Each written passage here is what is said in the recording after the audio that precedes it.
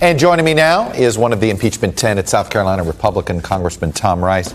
Congressman, it's good to see you. I appreciate you being here. But simple first question, your initial reaction to the primary defeat of your colleague, Liz Cheney.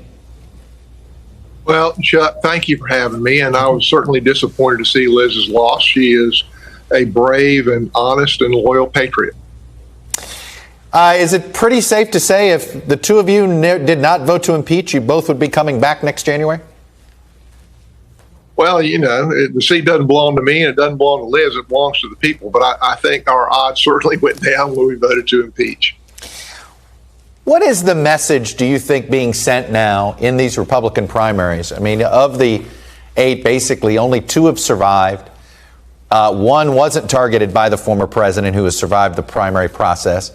But in both cases, David Valdayo and Dan Newhouse, they're in a different type of primary system. Does that explain it, pure and simple?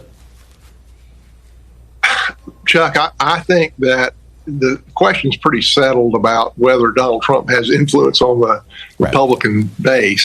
It's very apparent that a majority of the Republican base have loyalty to Donald Trump as a litmus test. And I think that's a shame. His performance his candidates have performed very well in the primaries, but that doesn't necessarily play very well in the general election. And so we'll see how general election voters respond to this litmus test about denying that Trump lost the 2020 election.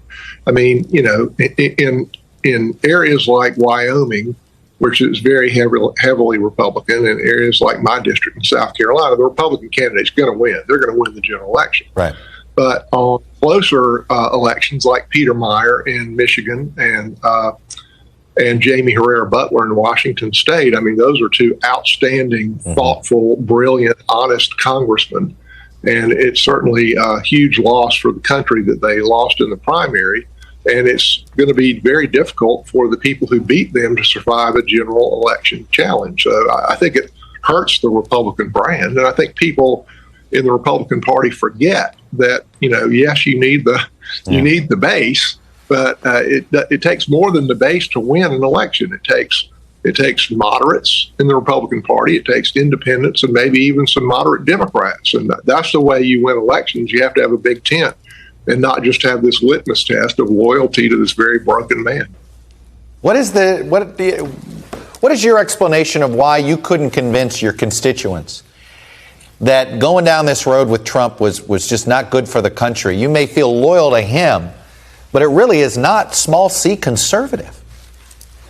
Well, you know, I was loyal to him. I voted with him 94% of the time on the floor. I campaigned for him very heavily in 2020. I mean, I did as much as I know that I could do to make sure that Donald Trump was going to be the president. But when he lost and threw a 2-month temper tantrum following that, that culminated in the sacking of the United States Capitol and 4 or 5 people being killed and hundreds of Capitol police officers being beaten and injured, and he didn't lift a finger to stop it. When I saw all that happen, I couldn't support him anymore. It's clear to me that Trump was about Trump and not about the country. And I want a president who puts the country first. So no, I think it's a bad sign for the Republican Party. But in defense of the Republican Party, I have to say that, you know, the base is scared. And they saw what happened under Donald Trump when Republican policies were put into law and the resulting flourishing of the United States economy and foreign policy wins that we had, and trade policy wins that we had,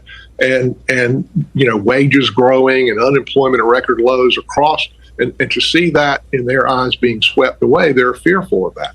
And I think that's one reason why they don't trust the election process, because they can't believe that other people don't see it the same way. But unfortunately, they do.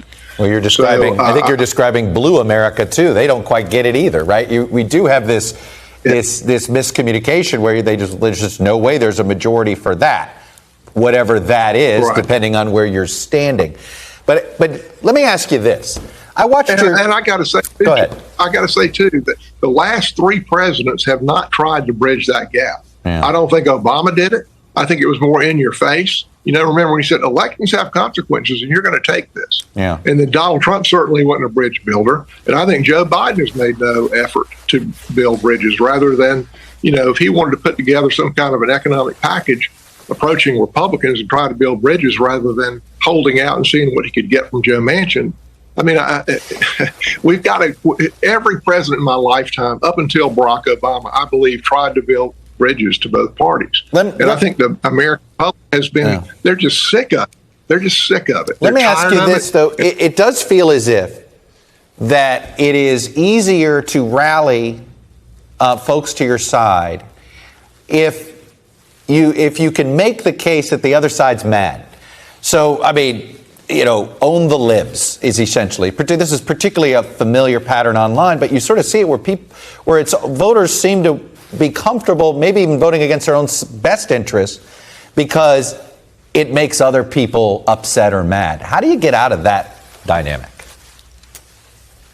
You need a leader who wants to bring people together rather than tearing them apart.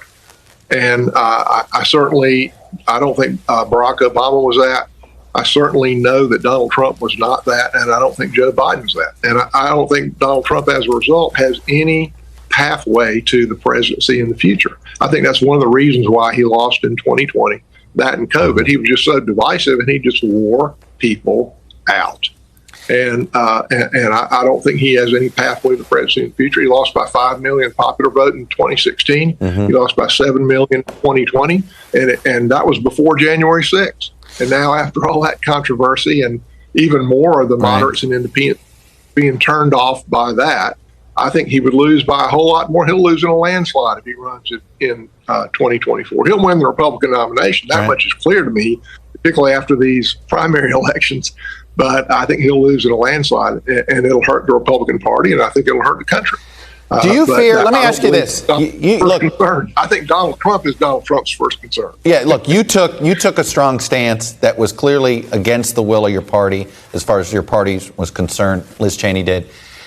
Are you concerned that no one else who's elected, who survives this, will take up this mantle next Congress? So for instance, we know how Mitch McConnell feels about Donald Trump. He's made it clear. But there's certain bridges he won't cross. And if you don't cross them, you're not going to. This virus lives inside the party, right? If you don't have the guts to confront Trump, you're never going to deal with this. Are you worried that there are going to be fewer people willing to publicly confront Trump because of what happened to you in your primary, or Liz Cheney in hers?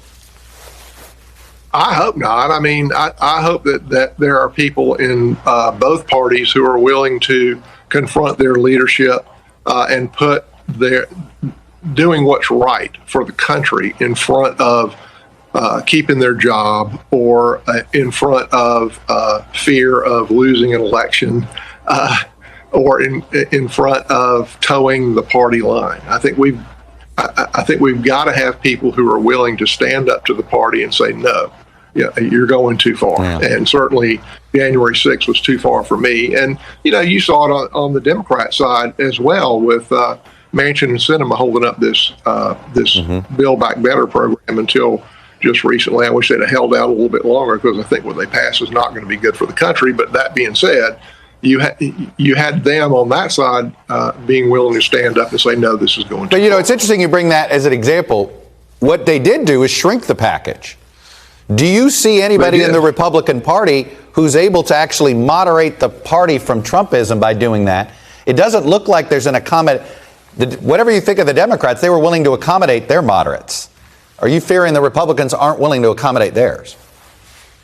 I don't know how far they would have accommodated them come next election time. Kirsten Sinema and Manchin weren't facing a primary, but I don't know that the Democrats have a leader that's as vengeful and narcissistic as Donald Trump is, who's willing to go as far as he did to. I don't know of any president in history, and certainly it's not close. That would take up the mantle as far as going into individual congressional districts and campaigning against people who voted against him on an infrastructure package, or voted against him on impeachment, or voted against him on any other particular item. But his capacity for spite and vengefulness is beyond any I've ever seen. Yeah, and it's certainly been weaponized with an electorate. Congressman Tom Rice, Republican from South Carolina, appreciate you coming on and sharing your perspective with us. Very helpful. Yes, sir. Thank you. Honored to be here. You got it. Thank you, sir.